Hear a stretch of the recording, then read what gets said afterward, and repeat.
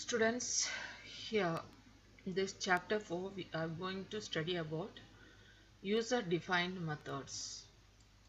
So this is the fourth chapter, user defined methods. So what is called as a method? So method is otherwise called as function. Function or method is a block in a class which contains executable instructions. It is through methods that it is possible to provide instructions to perform a particular task. In Java, it is possible to have several methods and each of this method can call another method depending upon certain criteria. Using one method in a simple program is okay, but when comes to big complex problems, it is necessary to segregate the problem into different segments and perform it individually. These segments can be termed as functions or methods of approaching the problem. So, what is the need of methods? So, why we are using functions in a program? So, if we are using functions, the functions will reduce the complexity and we are able to use its symbol, that is the interface of different function is symbol, and we are able to use the functions in some other place also, that is reusability. So these are the reasons that we need functions. Then a Java method is a collection of statements. So what is called as a what is the use of the functions in Java? A Java method is a collection of statements that are grouped together to perform an operation. So dividing a complex problem into small components makes the program easy to understand and use. The ability to reuse the same code again and again is known as reusability. So we are able to use the functions again and again in different programs. So it is called reusability. The next one is syntax of function or the methods. Methods have the following syntax. First one is access specifier, then modifier, then return type of the function, name and parameter list. Then there should be a body of the statement. Here the access specifier is the level at which the function is accessible. They may be default, public, protected, private or static. Next one is modifier. Modifier is the way it is accessible. They may be final or volatile, etc. The next one is the return type of the function. So the return type is responsible for what type of data type will be returned by the function. The data type of the value that is being returned should be matching with the return type that is specified. Moreover, only one value can be returned by a method. So function will return only one value. Then function name is the valid identifier for the function used for invoking it. So if we are going to add some values, we can use void add of. So the function name should be always meaningful. Then only we are able to identify for what purpose the function is. However, it should be begin with an alphabet and should not contain any special characters or space in it. So, according to convention, a function should begin with a small letter. Okay, the function name should be begin with a small letter. If it contains more than one word, the subsequent words excluding the first word should have its first letter as capital. For example, see, is prime number of. It is more than one word. So the first word is the small word, small letter, the starting letter and the ending letter also small letter. Then prime, it consisting of first letter as a capital letter and number also first letter as a capital letter.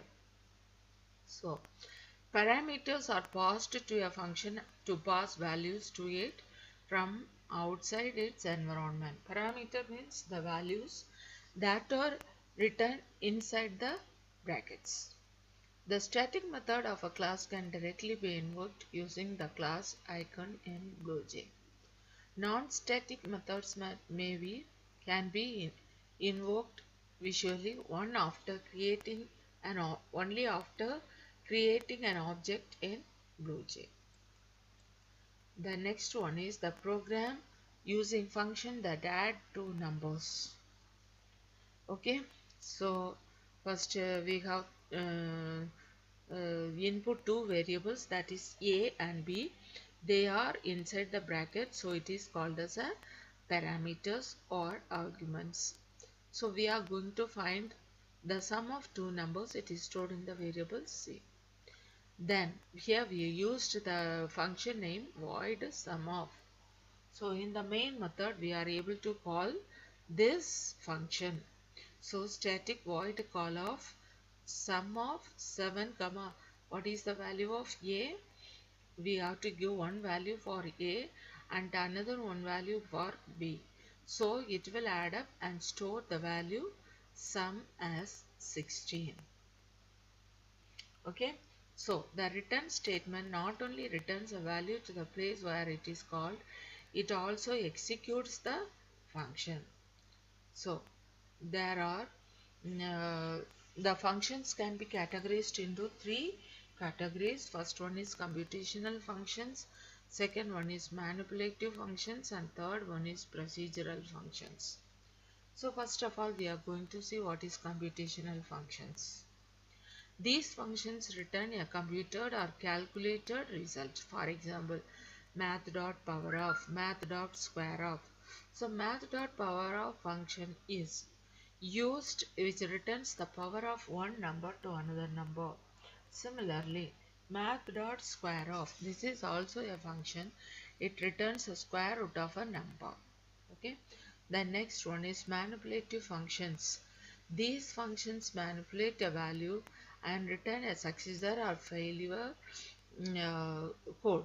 Generally, true is returned to indicate successful operation and false otherwise.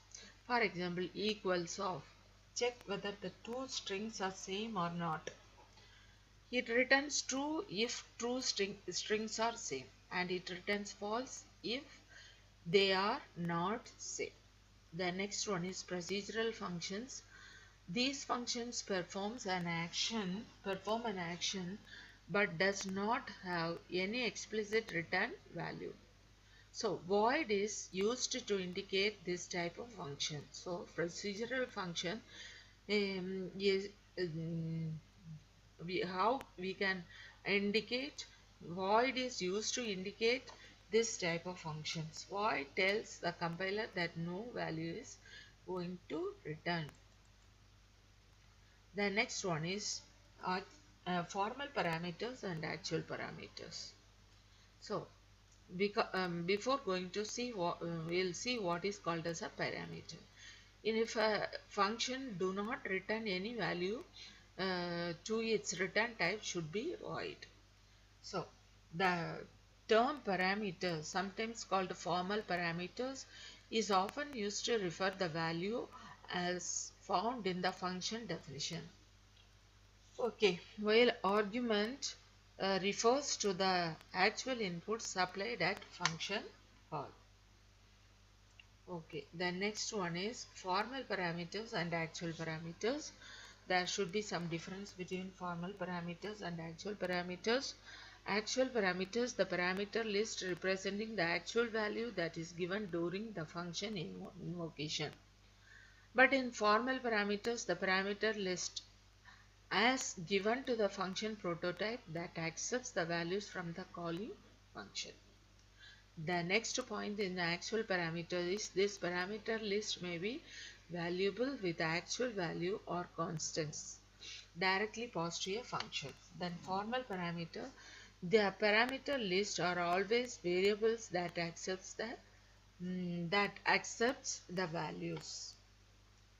The next one is concept of method prototype and method signature. So what is called as function prototype? So function prototype returns to a return type, function name and the parameter list. It is the first line of function definition. It is used by a compiler to identify which function is called, what type of value is going to return and what parameter or argument is being sent. So the next one is function signature. It refers to the parameter list, that is the data type is comprise the parameter list, the number of variables and their order. For example, the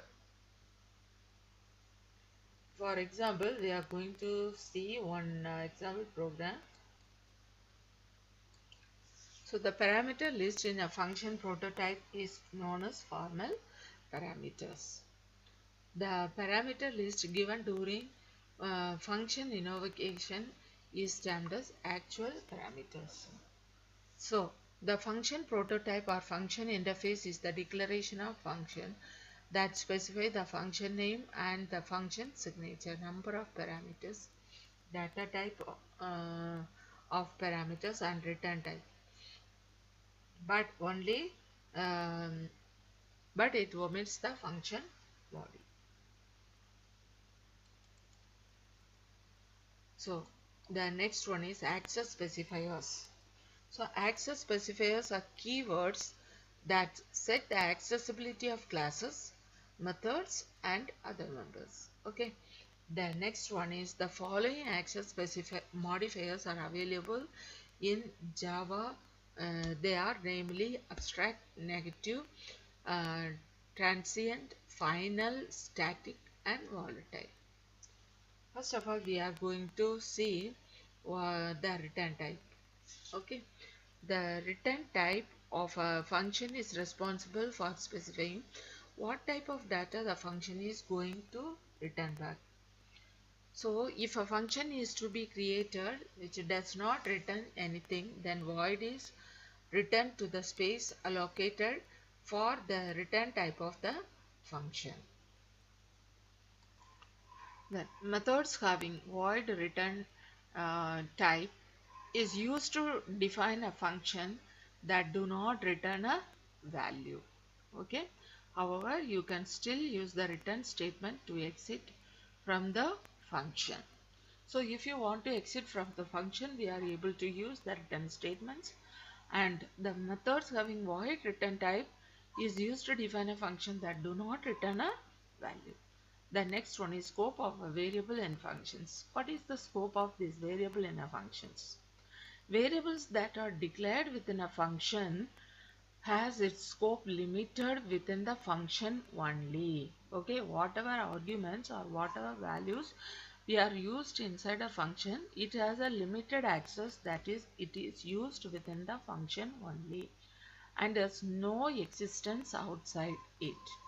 The next one is the scope of a variable declared within a function is limited within that function only and is therefore called local variables.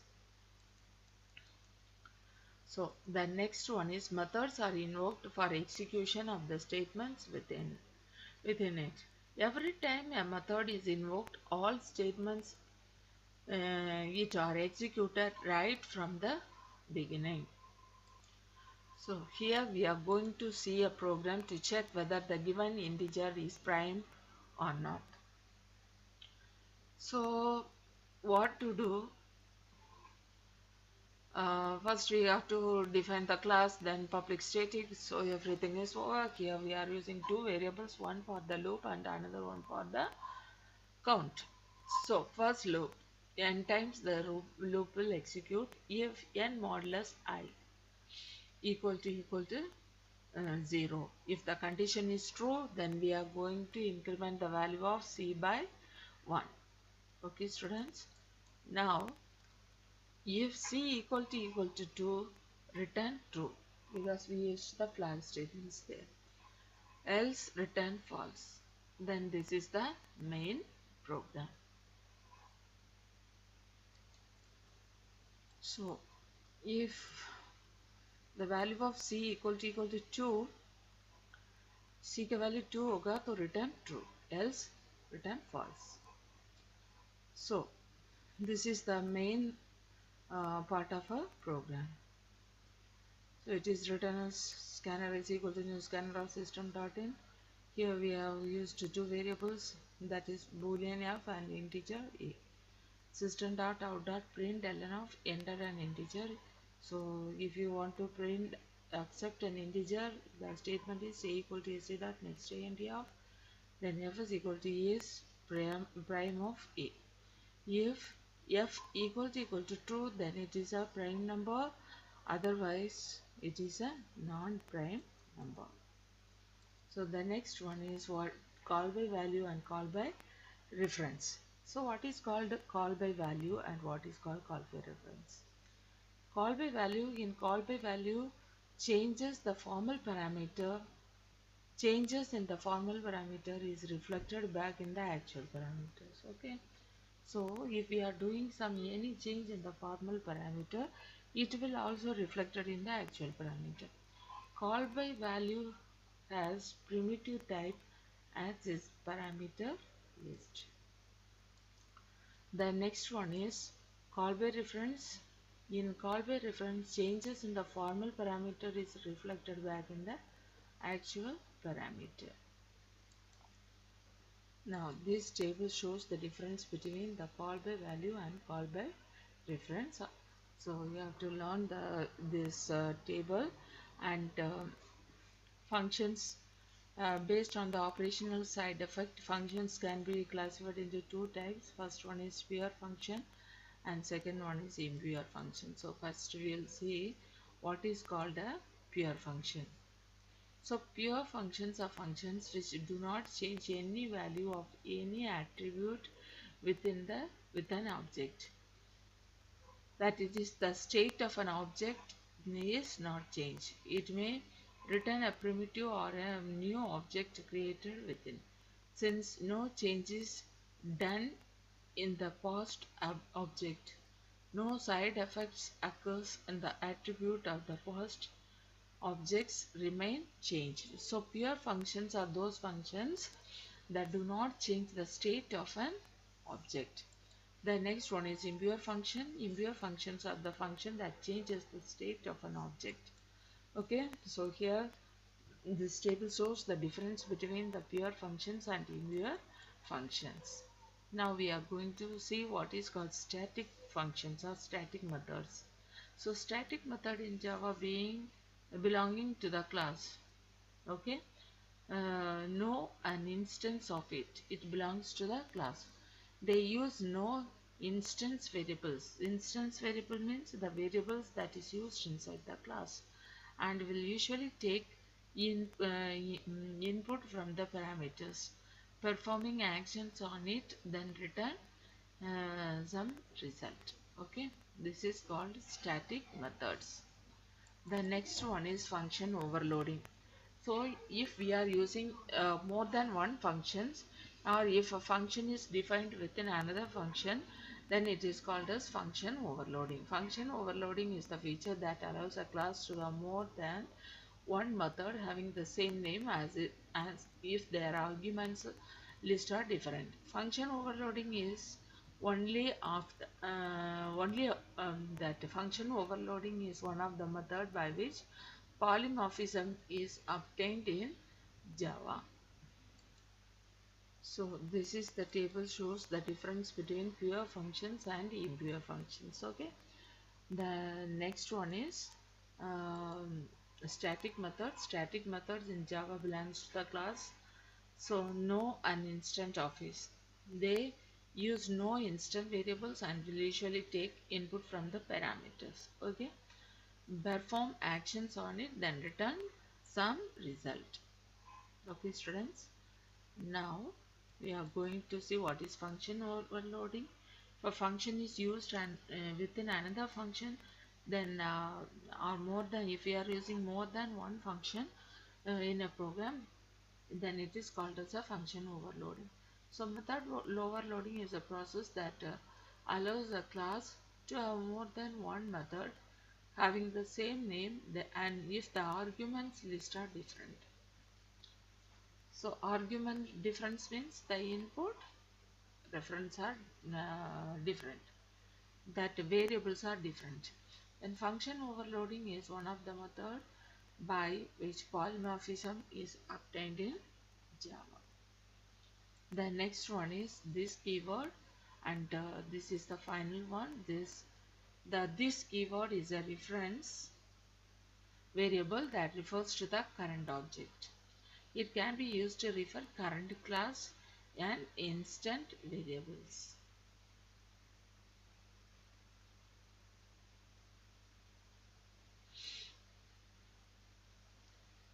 So this keyword is the reference variable that refers to the current object. Okay, it can be used to refer current class instant variables.